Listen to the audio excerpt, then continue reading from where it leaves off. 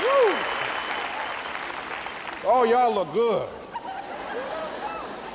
I want you to look at something right now. Think of some major goal you want, or maybe it's one you're already working on and you have experienced a lot of setbacks, a lot of defeats. You've experienced a lot of disappointment. Maybe you've already given up. And maybe you just need a little fire, a little encouragement to get back in the game again. Here's what I want you to look at. There are winners, and there are losers, and there are people who have not discovered how to win. And all they need is some coaching. All they need is some help and assistance, just a little support. All they need is some insight or a different strategy, a plan of action to make some adjustments that will open up the key to a whole new future for them, that will give them access to the unlimited power that they have within themselves. That's all that they need. So what I want you to do is think about something you want for you, that's real for you, that's important for you, that will give your life some special meaning and power. And I don't even want you to say, I can do that. I don't want you to assume that. See, 5 years ago, when I started out in this area, I would not have been able to make the mental leap that I would be up to where I am right now. I don't want you to begin to just psych yourself out. No. I want you to be able to say something to yourself that will enable you to maintain a level of integrity with yourself. That when you say this, even when you face tremendous setbacks, it will be a benchmark to keep you in the game, to keep you moving forward and experimenting and readjusting your strategy and your plan of action, continuously looking for ways to win. So what is that something? When you got an idea you want to move on, you might not have the money, you might not have the education, you might not have the support or the resources you need. What is that something that can keep us going, that will enable us to act on our dream? What's one of those keys that will begin to help us to discover the secrets to our dream? Here's what I want you to repeat after me, please, with power and conviction. Say, it's possible. It's possible. That's all I want you to do when you look at your dream. Just say to yourself every day, it's possible. Just say that every day to yourself, it's possible. Because what does that do? See, it begins to change your belief system. See, the way in which we operate, ladies and gentlemen, it's a manifestation of what we believe, what's possible for us. Whatever you've done up to this point, all that it really is a duplication, it's a reproduction of what you believe subconsciously that you deserve and what's possible for your life. Most people operate out of their personal history, out of their memory, things they've done, things they've experienced, things they've seen, things that they have observed. What I'm suggesting that you operate out of a larger vision of yourself. I want you to see yourself doing what you want to do, experiencing what you want to experience, having what you want to have, doing what it is that gives your life some meaning and value. Operate out of your imagination, not your memory. Because whenever you look at where you want to go, I'm wanting to warn you, you will have some conversation back here after you go through the data that you've experienced in life saying you can't do it. And so what you want to begin to do is ignore that inner conversation. Well, most people, ladies and gentlemen, when something happens to them, what they do is they begin to believe that that's the way it is. That's the way it's always been. And they can't see the possibility of it being any different. Example, before April 1954, the common belief, the universal belief, because it had been tried again and again and again, and people had failed, the belief was that man was not physically capable of breaking the 4-minute barrier, that he could not run a mile in less than 4 minutes. That was the belief on the planet. It had never been done. But here's what happened, ladies and gentlemen. Roger Bannister came along, and he broke the 4-minute barrier. Now, here's what's significant about that. Since that time, up to this day, over 20,000 people have done it, including high school kids. What changed?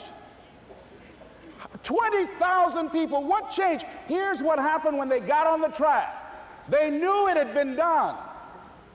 And because they knew it had been done, there was a new belief about this barrier, about this goal that was unreachable. And those 20,000 people got in a race believing, knowing in their heart that someone had done it, that it's possible, that they could do it. And I'm saying that if you know anybody that had some goal, some dream, something they wanted to do, and they did it, then I'm saying that you know in your heart that if someone has done it, then you can do it. It's possible. And that if someone can make their dream become a reality, that it's possible that you can make your dream become reality. And so as you begin to look at where you want to go, beginning to embrace that, it's possible. I'm blessed and highly favored. I've got a lot going for me. I got some good stuff in me. And it's possible that I can bring my greatness out here in the universe, that I can do what I want to do. It's possible I can write my own book. I can have my own business. I can take the trip and travel around the world. It's possible. I can bounce back from adversity and reinvent my life. It's possible. Regardless of where I am, that things can get better for me. It's possible. I'm thinking about two men right here in Chicago who were fairly successful, similar background, educated. They worked for a corporation for many years, and they were among many people that were laid off. Two guys who were very good friends. One went out looking for a job for several weeks along with the other one, and they faced disappointment and rejection again and again and again. They couldn't find any work, which is the story of many people across this country. One guy stopped. He became discouraged. He stopped going. He stayed home looking at television, became very argumentative and toxic with his wife, drinking beer, getting on the phone, talking to his other negative, unemployed friends. And he just gave up. The other guy kept looking for a job everywhere he could go. Every time he could get an opportunity, kept asking people, networking, checking the newspapers every day. Kept going everywhere he could, trying to find a job. You have too much education. You're overqualified. You won't be here long enough. He kept going. He kept going. He went to a place and said, look here, I tell you what, if you can't hire me, and I know you can use my talents, abilities, and skills, I don't want to sit home and do nothing. Just let me do some volunteer work. You don't have to give me anything, all right? I just want to work. I want to be busy. Guy said, okay, it's on you now, but don't expect me to give you anything. It's okay. This guy came in and worked. He was the first one there. The last one to leave was the best employee there. About 4 weeks later, one of the top managers quit. They were looking for a replacement. Guess who they selected? This other guy. This guy who was volunteering his time. He got the job. What was the difference between the two men? Eyesight and mindsight. Eyesight is judging on what you see, judging according to appearances. But mindsight is how you interpret what you see. One guy said, it's not possible, it's over, I'm finished. I can't do it. I can't make it. He surrendered. I've faced rejection again and again. I'm not going anymore. There are no jobs out there. But this other guy, he felt that in spite of the no's and rejections, in spite of how bad the economy is, in spite of what the newspapers are saying, that it's possible that somebody somewhere will give me a job. He just kept going, thinking it was possible. And guess what, ladies and gentlemen? That's what we have to do with our dreams. Because things happen to you in life that you can never, ever anticipate. And many times when those things happen, you want to give up. I remember when I was in broadcasting, when I was a disc jockey, I became very controversial, not only being a disc jockey, but I felt that radio was something that you not only entertain people with, but you also empower them, you educate them.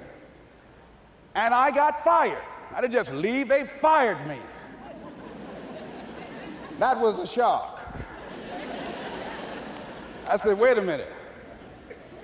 They took my microphone. I thought that was who I was. No, ladies and gentlemen, it wasn't. I had to do something else. And I didn't know what else I could do. See, here's what I'm looking at. What are the uses for your life right now that you haven't even reached for yet? See, I believe that when you don't have enough encouragement to act on your dreams or ideas, or you're not enlightened enough, that life will act on you. See, life had moved on me and said, Les Brown, you have outgrown this. It's time for you to do something else. Well, I wasn't enlightened enough. I organized some disc jockeys and got my job back. So they had to fire me again. I got fired twice. Here's what I did. I had to think of something else. And so a guy suggested to me, he said, Les, why don't you run for office? I said, man, I never run for office. I've never known anything about how to operate in the political arena. I've heard encourage people to register to vote and get out to vote, but I don't know anything about politics. He said, well, neither do the people who run for office all the time.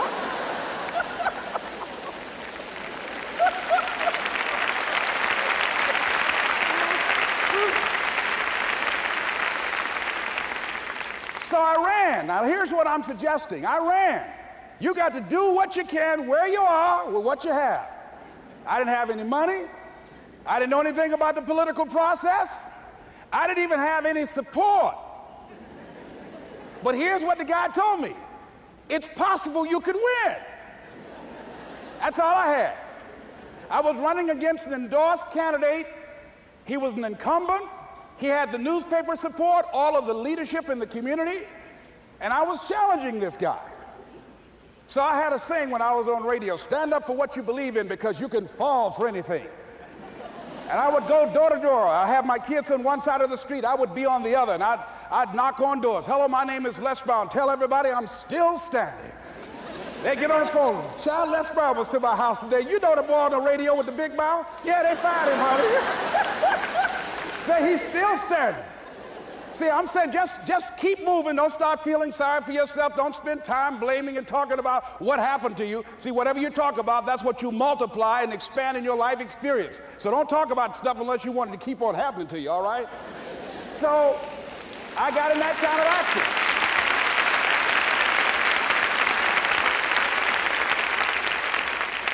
As I continue to do that, had my children with me, we're going door to door, didn't have enough money. Eventually, we got close to the election and something happened that really surprised me. Guys who I thought were going to either support me or stay out of it, various powerful community leaders, they became involved in it and they endorsed my opponent. I felt devastated. Now that's going to happen to you when you're working on your dream. Things are going to happen that's going to catch you on the blind side. That was shocking to me. They didn't have to do that. All they had to do was just stay out of it. But here they go, come up in there messing with me. Now that's going to happen. There's some people who believe it's their personal business to stop you from living your dream, all right?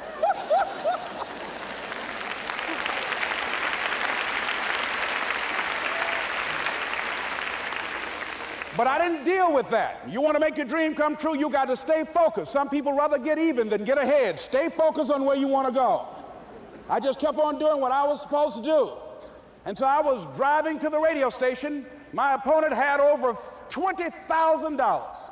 I had less than $800. As I was in the radio station, the guy said, "You're going to make a commercial?" I said, "Yes." He said, "It better be a good one because that money can't go pretty far here." And I sat there in the middle control room and I was thinking. And here's what happens when you get still. Stuff will start coming. Something said, call your mama. You used to talk about your mother on the air all the time. Ask her to say a few words for you. That'll be a different kind of political spot. So I called my mama, and I had a gospel record playing in the background.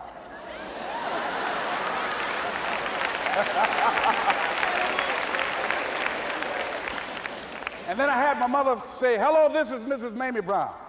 When I raised my sons, I raised them to be good children. When they got out of hand, I beat them behind and made them go right. Please vote for my son. He's a good boy."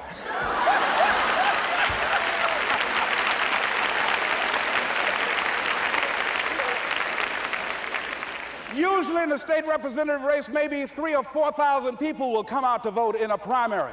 In that primary race, over 27,000 people came out and voted and said, "I'm voting for Les Brown because his mama said he's a good boy." ladies and gentlemen. I won.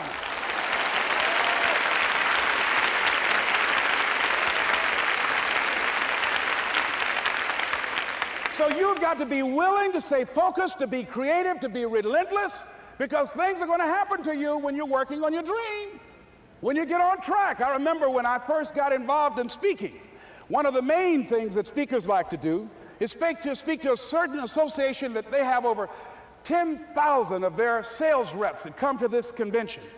And I was relentless. I kept saying, it's possible. It's possible. See, what I want to let you know and set you up for, because you say it's possible, don't mean that you're not going to have any problems. That Murphy's Law ain't going to come and slap you side the head. Oh, Murphy going to come visit you.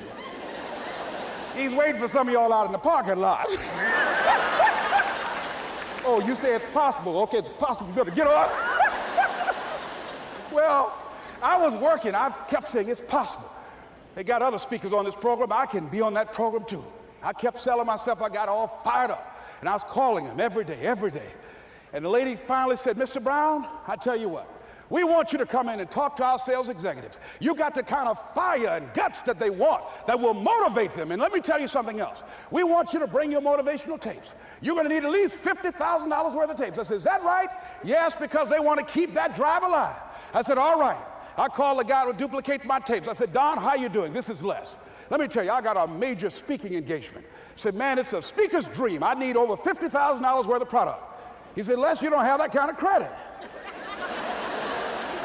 I said, I know, but Don, I can sell that. Just right after speaking engagement, I'll give you your money in 4 days. He said, are you sure, Les? I said, yes, man, I got a major speaking engagement, and they told me to do it. He said, man, that's a big order. Let me talk with the lady with you. I said, hold on just a minute, man. Call the lady back. Hello, Evelyn, how you doing? This is Les Brown.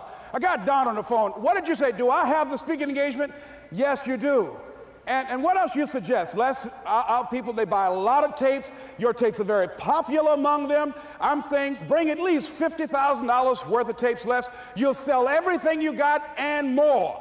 I said, did you hear that, Don? He said, yes. I said, now, if anybody else has to make a decision, are you the final person? She said, I'm the final person. I will send you the contract. I want you. I said, you hear that, Don? He said, yes. I said, oh, ye of little faith.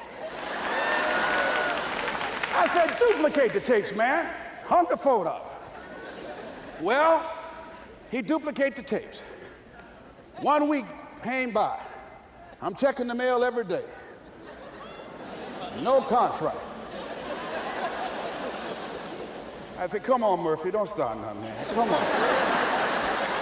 Come on, man, give me a break. Come on, you know, this ain't fair. Come on, man.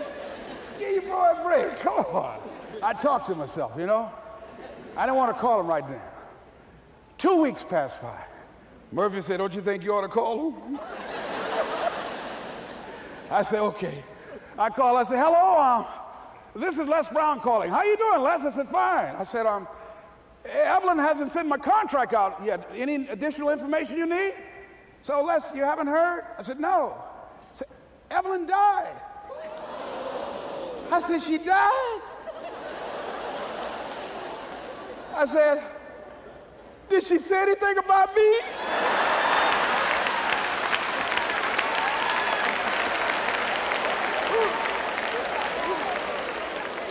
When I got home, I was so wiped out. And Murphy was in the house waiting on me. Murphy said, is it possible you want to listen to some of your tapes?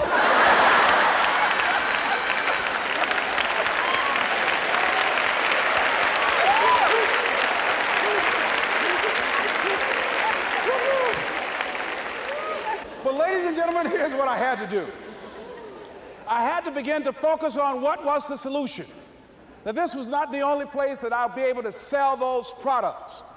And as I began to challenge myself and got some help and support and some other input, I eventually did. It took longer, but it was challenging. But I did it. Repeat after me, please. No matter how bad it is, or how bad it gets, I'm going to make it. I'm going to make it. Shake somebody's hand on your right and left and say, you got that right.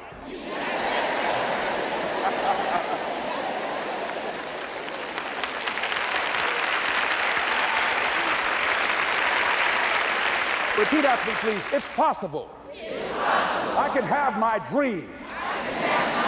I can get what I want. I must be creative.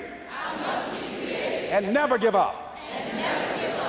Now, let me share something else with you, ladies and gentlemen. When you know within yourself that there's something you want to do, and I believe that all of us were born with a purpose, that all of us have something that we are supposed to do, that all of us have some goodness within us, and that goodness gives us a responsibility to manifest our greatness. And when you know that, you can feel it in your guts, and you know that you're deliberately operating below your potential, you've gotten comfortable, you stop expanding, you stop stretching, you stop challenging yourself. Let me share something else with you.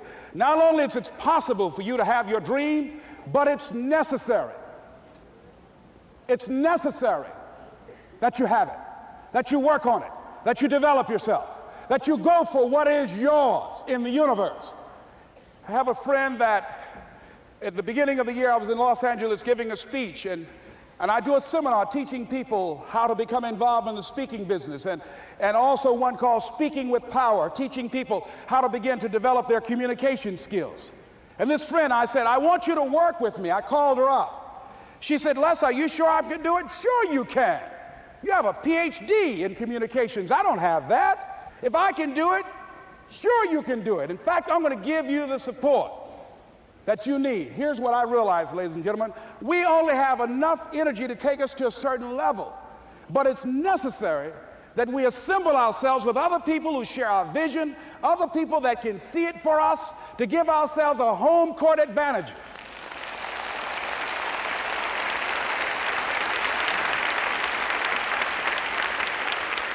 So it's necessary that you seek out other people who think like you, who are growing, who have decided that they are not satisfied with where they are. See, I don't believe that necessity is the mother of invention. No, necessity, in my opinion, is not the mother of invention. Refusing to accept things the way that they are is the mother of invention.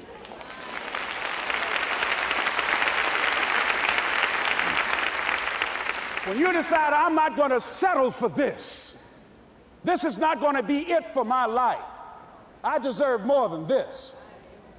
See, that will start making you do some stuff. See, a lot of people go to work every day miserable, and all they do is just talk about how miserable they are. But they don't do anything about it. So I was telling her that I knew she hated her job with a passion. I said, you can do this. You got more going for you than I have going for me. And we've been going through this for years, ladies and gentlemen. She'd been to my seminar speaking for a living. She brought her husband, and that was one of the major problems that I realized that happened in her life. He couldn't see it for her. So you got to make sure that you have people in your life that can see it for you, that will encourage you. Non-affirming relationships can hurt you.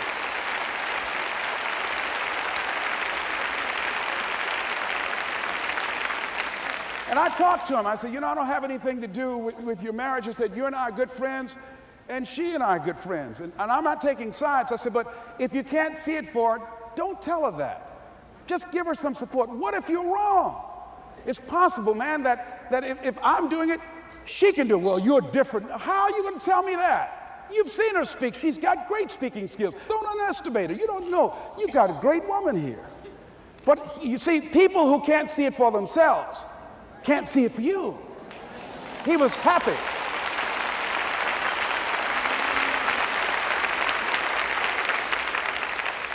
So I said, will you do it with me? I said, I'm going to give you the support you need. You can't do it by yourself. I will stand with you. She said, you will? I said, yes. I'm going to make you a part of my seminar. You'll do a part of it, and I'll do a part of it. Speaking with Power. She said, okay. 3 days later, ladies and gentlemen, I got an emergency call at my office. It was from her husband. He called and said, tell Les Brown that Marion is dead. I said, oh no. When I was flying there to go to the funeral, and I remember the last time that I saw her, and I had some of her papers that I had gotten inadvertently confused with mine, and I took them home. And I was searching through these papers to do one of her works. She was a prolific writer. And what got me, what was so sad that made me begin to cry, was that there were poems that she had started that were profound poems, great thoughts that she didn't complete. Plays that she had started that she didn't complete. See, that poem was given to her. I can't finish that for her, nor can you. That play, whatever the outcome that she had envisioned, that she had imagined, was given to her. Only her. And she's the channel that was going to come through. You are here, and you are the vessel, you are the outlet for the universe, that you've been selected. There's something for you to do. I believe all of us have some purpose for being here. And as I was going to the funeral, and I was reading a newspaper that said that millions of people are dying because of what they're eating, talking about their diet. And I'm sure that it was Marion talking to me, whispering, saying, Les, the next time you speak, say that even more are dying because of what's eating them.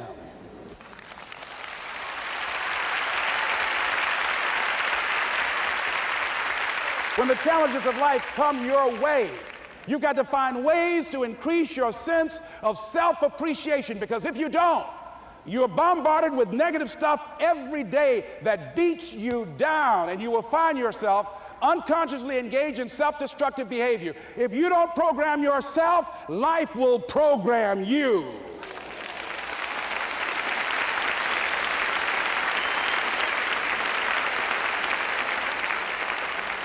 So you want to have an agenda for your life. It's necessary that you have some direction for your life. A friend at the National Speakers Convention gave us a presentation, and it really struck me. He was talking about when he was traveling across Europe, Warren Gresham, and he said at different points, soldiers would wake them up on their journey and ask him the question. And I posed this to you. The question was, where have you been? Why are you here? And where are you going? And that's what I ask you. Where have you been? Where have you been up to this point? You look at your life. You look at what you produce. Is it giving you what you want? Are you living on purpose? Are you living your dream? Are you acting on your ideas? Are you doing all you can do? Have you gotten comfortable? Are you procrastinating? Are you evading your own greatness? Are you surrounding yourself with people that can nourish you? Are you challenging yourself? Are you experimenting? Are you learning something different? Is your life an adventure, or is it boring? Where have you been? Why are you here? What brought you here? Investing the time, the money. What brought you here? And where are you going? What is it that you can get out of this session, out of this lecture? That when you leave here, rather than this just being a spectator event, that you got some idea, some dream, that you might have to go back and brush it off and look at it again and say, I've got to do this. This is my stuff. This is what I'm supposed to do. This is why I showed up. Where are you going with your life? What decisions are you making right now as you look into the future? Are you experimenting to find out what other talents and abilities that you have? See, we're in a time right now. The day is gone where you could just go to college and get out and get a job and work 30 or 40 years with job security and retire with a gold watch. The gold watch days are gone. Brand new day, party's over. So now you have got to be multi-talented and multi-skilled. You've got to use all your stuff. You don't know what else you can do. I didn't know I can do what I'm doing right now. It's necessary that you stretch and challenge yourself and say, let me see. I started out as a trainer. I'm a trainer. That's what I am. That's what my expertise was in. And then I decided, let me see, can I speak? And then I discovered, hey, I can do that. What if I hadn't tried to do than just been satisfied with just being a trainer, with a limited vision of myself? And then after training, and then I said, well, maybe I can go into business for myself. And I started speaking, going into business for myself. Well, maybe I could train other speakers and teach them how to go into business for themselves. See, you want to have a backup plan. You want to have other strategies for yourself. In case this doesn't work out, you got something else going over here. You don't want to ever put yourself in a situation where you have a limited vision and you're only using a limited amount of your talents, of your skills, and of your abilities. And I'm saying to you, it's possible you've got some talents, some ideas in you, your ability to do some stuff that you haven't even discovered yet. And I'm suggesting that it's necessary that you get outside of your comfort zone. It's necessary that you develop some new relationships where you can learn from people. It's necessary that you do reading, that you do research. It's necessary, if you're already involved in some business, that you don't be satisfied with where you are. If you want to make it today, it's necessary for you to constantly look at ways of getting better. Not only is it possible for you to have your dream, and it's necessary for you to challenge yourself to go after it and get better and leverage relationships that can help you get to where you want to go, but it's you. The major key to your reaching your dream, your living up to your greatness, your making your contribution is you. If the economy is good, fantastic. If the banks are loaning money, that's great. If people are positive, that's great. You don't have any opposition, that's great. But the major key to your making things happen in your life is you. When I wanted to get on public television, they told me, you can't do that. So wait a minute, I've seen these other people on. It's possible I can get on.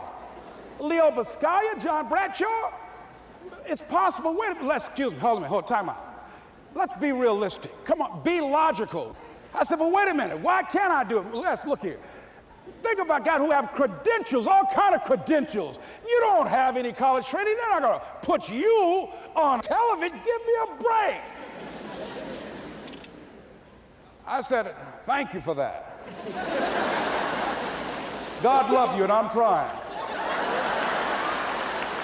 And went on about my business. You hear me? Let me tell you something. What people think about you and the possibilities for your dream is none of your business. That's their business.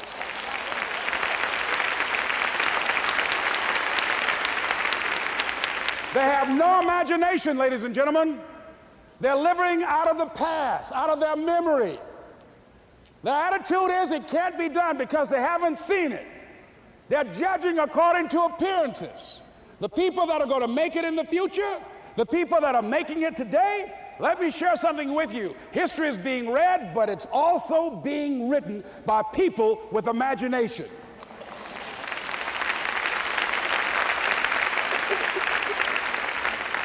So I went to the next mode, necessary to start talking to people and seeking and asking for what I wanted and leveraging relationships and trying to find out how did the people do it that went ahead of me? How do they do it?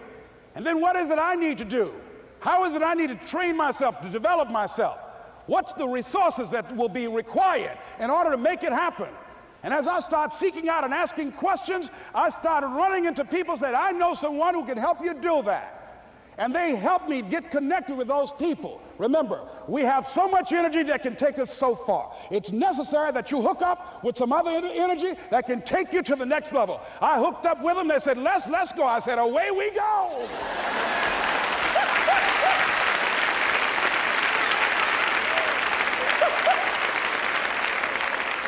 And guess what? Here we are. I love it. You want your stuff? It's necessary you take responsibility for it, that you make it happen, that you don't give up, that you don't take any objection or disappointment or defeats personally, that you keep on keeping on, that you don't decide that I can't make it because you can't see the light at the end of the tunnel, that you realize that's a part of the program. And here's something you've got to resolve. Say this to yourself every day. See, as long as you're breathing, you got a shot at your dream. That's the way I resolve. Say this, please. It's not over until I win. You got that right.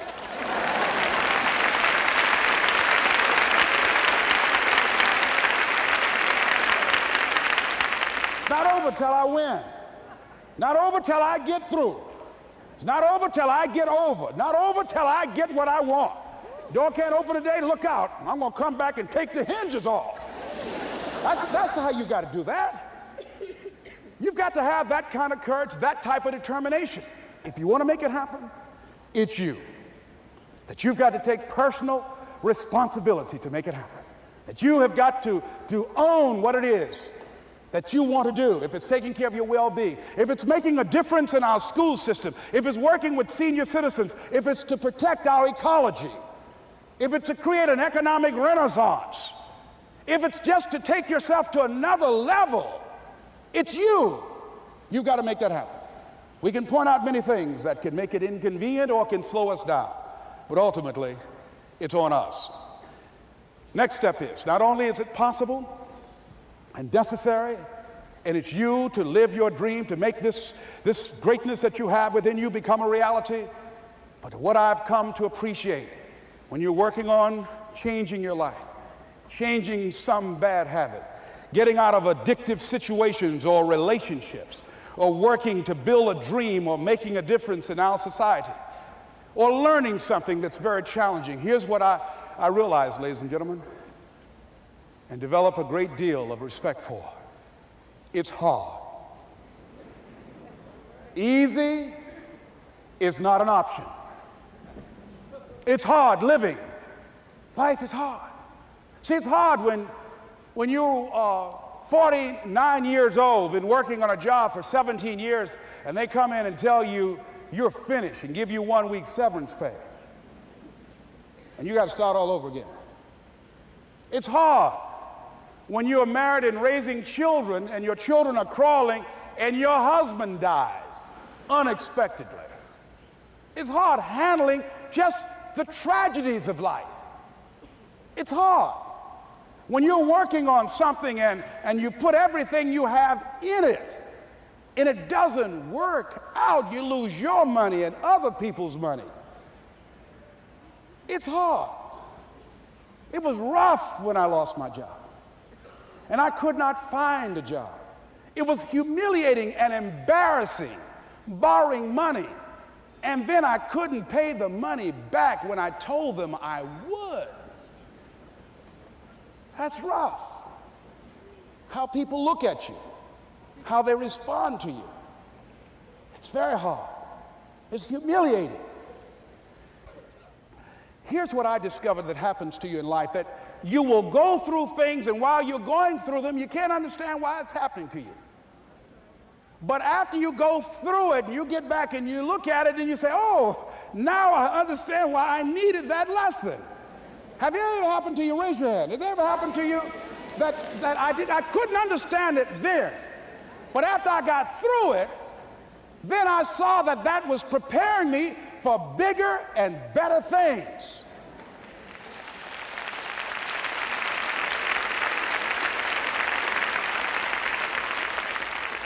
That as you go through the challenges of life and you look at it and embrace whatever comes to you, don't run from it.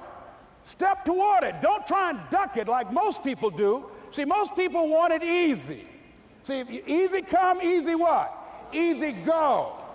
See, but when you go at what you're going to deal with and you deal with the difficulties of it, when you handle those hard things close at hand, making those hard decisions right now that you don't want to make, learning those things that you don't like to do, but you know that in order for you to get where you want to go, this is one of the hoops that you have to flip through.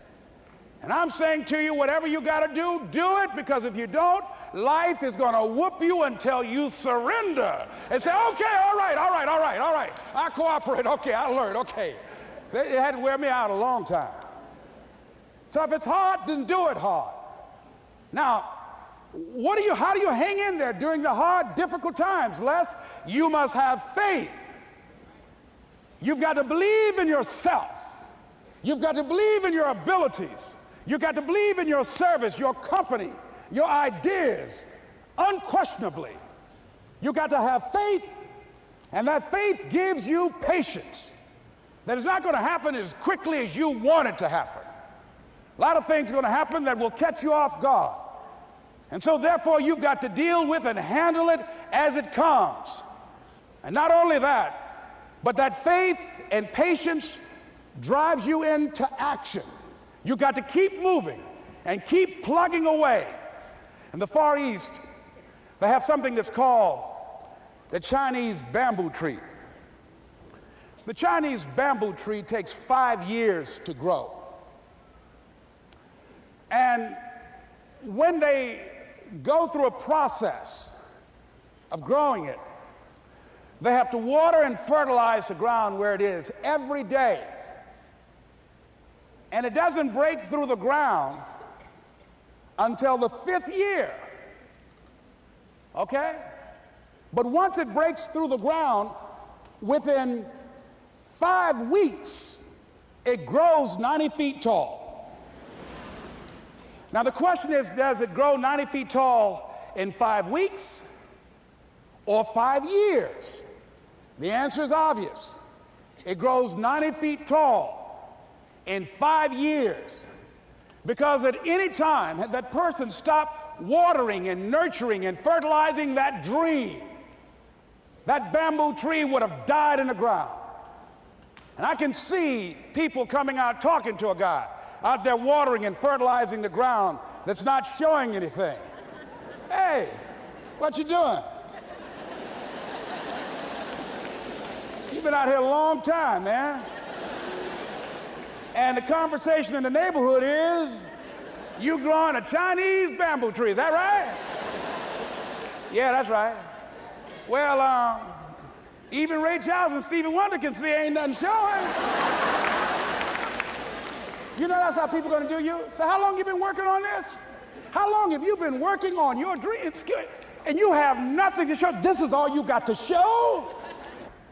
People are gonna do that to you. And some people, ladies and gentlemen, they stop. Because they don't see instant results. It doesn't happen quickly. They stop. Oh, no. You got to keep on watering your dream. And when it began to happen, they stopped laughing. They said, look, whoa, look here. Look out. Hey, man, you know, I know you can do it. Look here, you got a job here?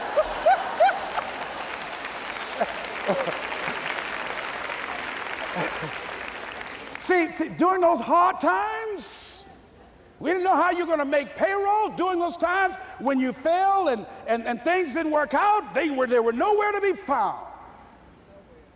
But you know what I discovered? When you're working at your dream, somebody said the harder the battle, the sweeter the victory. Oh, it's sweet to you. It's good to you. Why? See, when it's hard and there's a struggle, see, what you become in the process is more important than the dream. That's far more important. The kind of person you become, the character that you build, the courage that you develop, the faith that you're manifesting. Oh, it's something that you get up in the morning, you look yourself in the mirror, you're a different kind of person. You walk with a different kind of spirit. And people know that you know what life is, that you have embraced life. You knew it was hard, but you did it hard.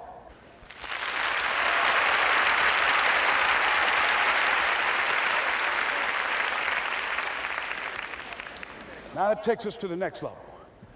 If it's hard, why do people do it? You ask people who do things. Why do they do it? People who climb mountains just for the sake of it. Nobody paying them to do it, just do it. Somebody said, I'm going to run around the world. He said, why would somebody want to do that? I'm going to swim the Atlantic Channel. Why? Why do people do that? I wondered, why would a Nelson Mandela give up 26 years of his life? Why do people do that? Here's what I discovered in high school. High school, I decided I wanted to go out for football. Never forget this. And I discovered why people do things. You know why, ladies and gentlemen? Even though it's hard, it's worth it. It's worth it. See, one day we had Coach Alkin Hepburn had this plaque down there, and this wood on the floor, on the ground. He said, Brown, come over here. Had my suit on. I said, yes, sir. He said, I'm going to have old Larry Littles down there, old big Larry. Yes, sir. Big, fat, sorry Larry. Yes, sir. Brown, I want you to get down bull neck. Yes, sir. He said, I want you to run at Larry. I want you to put your helmet right in his pit, right up in his chest, and knock him off that board. You hear me, Brown? You can do that. Yes, sir. Can you do that? Yes, sir. I said, hubba, hubba. I said, hubba, hubba. He said, Brown, I want you to knock him off. You're going to make the team. I know you can get him, all right? Look at him, how sorry he is. Knees knocking and everything. I said, yes, sir. Then he went down to Larry. Larry Littles, who played 12 years for the Miami Dolphins, all pro for 12 years. This is a bad, big dude. 250 pounds, strength, agile, and all muscle. He said, Larry, he said, man, you know Brown down there. He's down there talking about your mom and everything. He talked about how fat and sorry you are and how he's going to knock you off this board. Larry now spitting fire and growling and foaming at the mouth. Now I'm looking at Larry saying, oh, hubba, hubba. He said, look at that fool down there growling. He told me he's going to scare you that you're going to leave. Are you going to leave? No, coach, I ain't going to leave. Go down there and knock him out the park. Boy, coach got back. He winked at me. Go get him, Brown. I went hard. I ran into Larry with my helmet. Larry said, boom. I don't know where I landed. When they woke me up, I said, can y'all take this helmet off me for a minute? I said, y'all got any more positions out here? They say, like where? I said, don't y'all need an announcer? They said, Brian, where you going? I was crying. They said, man, some girls over there. I said, I don't care, man, I'm hurt. Said, that fool almost killed me, man. He said, Brian, you quit, man? I said, yeah. I said, what? I said, it ain't worth it, man. No, it ain't worth it. Y'all go ahead. Y'all crazy. I'll be your announcer, man. I was calling the games. I was up there in the booth. Call good games, too, because the pain wasn't worth it to me. And I'm saying to you, you know why people do what they do? The people who go after their stuff, what makes it worth it? It's got to be your passion.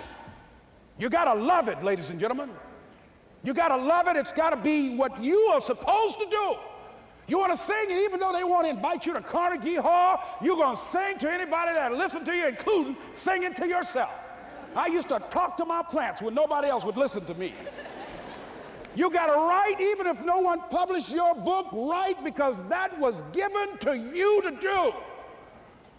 You do what it is you're supposed to. You're supposed to build something. You're supposed to create something. I don't know how to do it. Learn.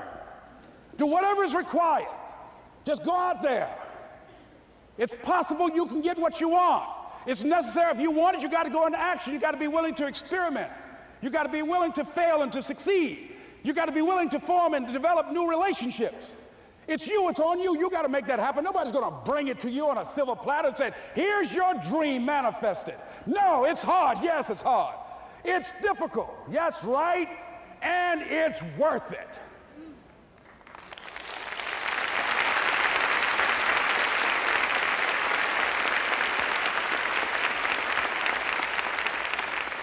People ask, hey, man, these kids, man, it's rough dealing with them. That's right.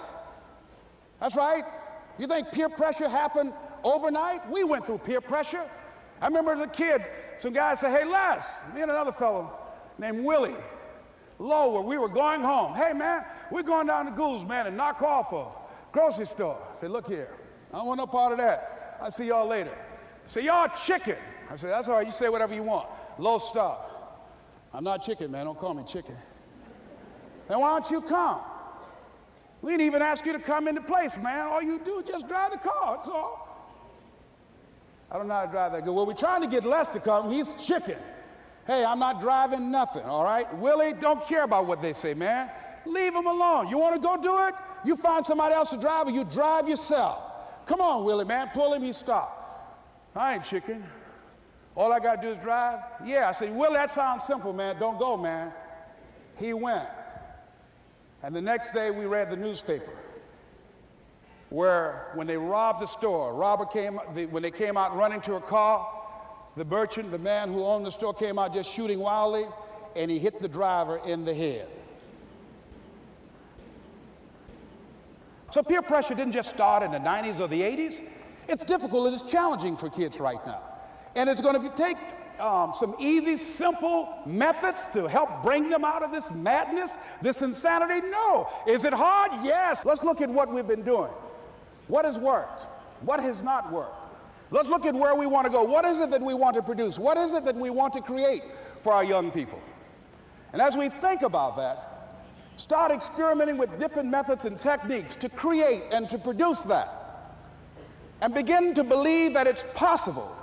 Through our commitment, through our vision, through our determination, our relentlessness, because of our belief, it's possible that we can reduce the teenage homicide rate, the teenage pregnancy rate, the dropout rate, that it's possible, looking at what kind of world are they going to be in. As we look at the global economy, that as we begin to use our collective will and genius and resources It's possible that we can create an educational system that not only will test their minds with information and facts and figures, but will teach them how to think and be creative, and what does it mean to be a human being and to value human life, and how do you make relationships work? How do you bounce back from adversity?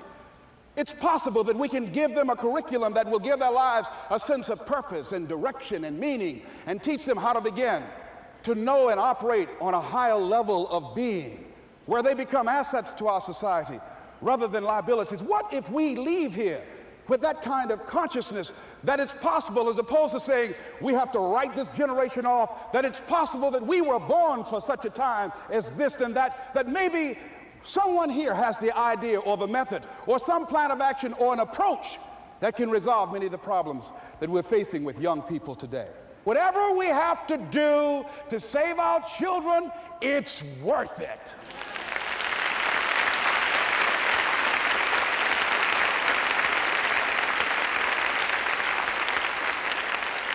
And so that brings me to the final step, that it's necessary for us to begin to look at the future and know that it's possible that we can have our dream. Yes, it is. Other people have done it, then we can do it. We fail a lot of times. Well, a lot of other folks fail, and eventually they came back and they succeeded. So it's possible we can have what we want. And we know that we want to get it. It's necessary that we align ourselves with people that think like we do. It's necessary we get negative, do-nothing people out of our lives. It's necessary we never stop learning and growing and developing ourselves. It's necessary that we never give up. We know that it's you, it's me. It's being responsible for our stuff and deciding that we're going to keep on keeping on, that we're going to find a way to win or find a way to make it happen. And we know it's hard. It's not going to be a picnic. Yes, it's hard, and we will do it hard. And once we do it hard and we go through it, we realize it was worth it. And once you discover it was worth it, it is done. It's done.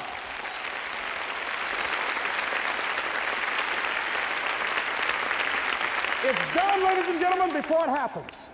Well, here's what I'm suggesting to you.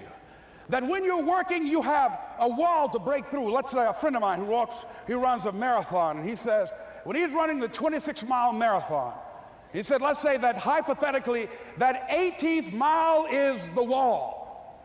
He said, Les, when you get there and you're running, he says, everything in you is telling you to stop, to give up. Every muscle is aching, and you're saying to yourself, I can't do it. I can't do it. And you just keep on, and you keep on, and you keep on. It seems like you're moving at slow motion. And then eventually when you break through that 18-mile wall, then you know it's like done, and you're on automatic, and you glide on in, and you know it's there. You know you're going to get to the finish line. And we've all had experiences where we were working on something, and we knew it was possible. And we did those things that were necessary to bring it into a reality. We took the responsibility to make it happen. Other people couldn't see it. A lot of people didn't believe it. You were attacked. You were criticized. People were opposing you, but you kept on doing it. It was hard. It was rough. It was difficult. But to you, it was worth it. And eventually you got to a level you know, can nothing stop me now. I'm on the move. I'm on the move.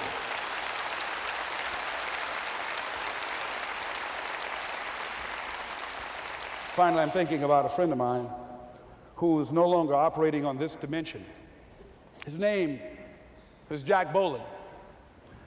He had this vision of a church that would serve various types of needs for people, their supportive needs, and helping them in recovery from drugs and alcohol and whatever addictions that they might be involved in. And he was known for bringing in different kinds of speakers. And over a year ago, he was diagnosed as having cancer, and he announced to his congregation that he's going to be taking chemotherapy, and that it was a possibility that the cancer would go in remission, and he was optimistic about that.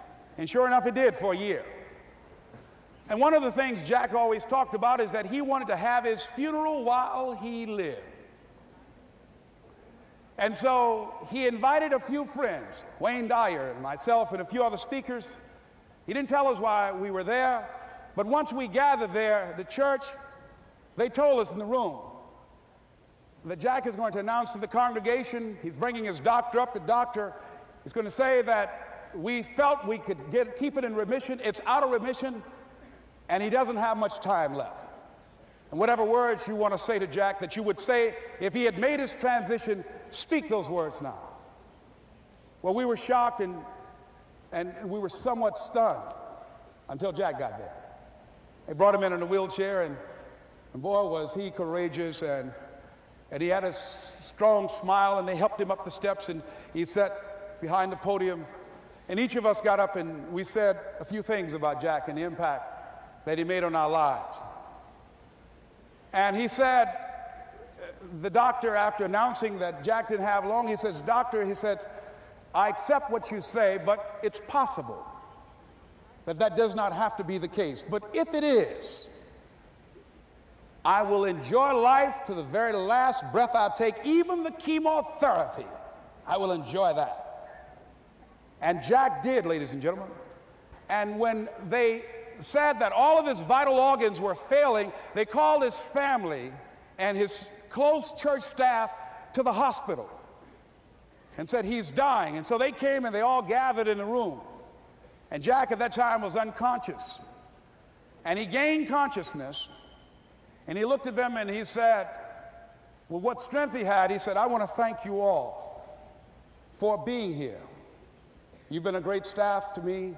He looked at his sons, his daughter. He said, "You've been a great family."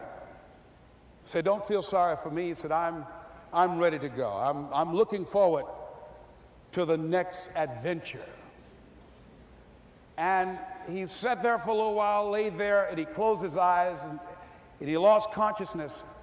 About an hour and a half later, he opened his eyes, and he looked at them. He said, "This is embarrassing. I'm not dead yet."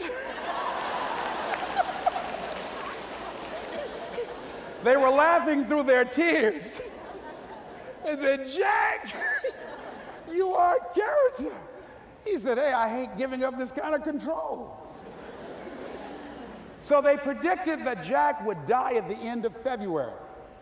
And then on the 2nd, they said, he won't see the light of day. He will be dead by morning. Ladies and gentlemen, Jack died on March 4th. And we believe that even in his dying, Jack sent his congregation a message that I want to give to you with his permission. March 4th is the day he died, and we believe Jack was saying, "March 4th."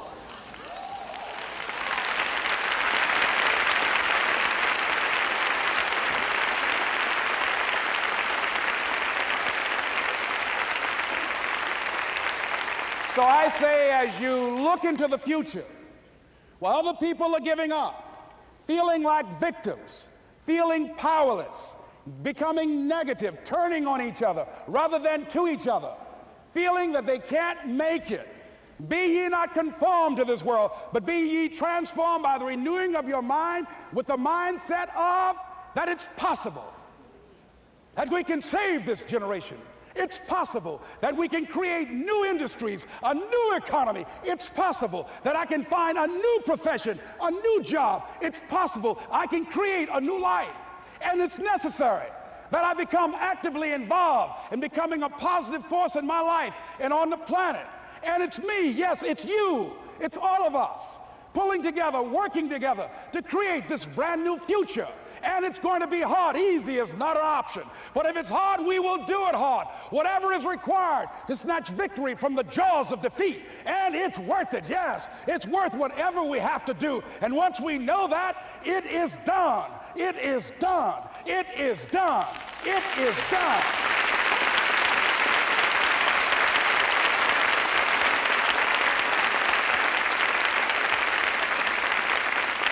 So I say to you, whatever your dreams are, whatever you want to do, in the spirit of Jack, March 4th.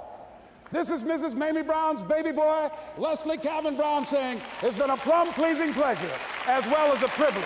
Thank y'all here. Thank you.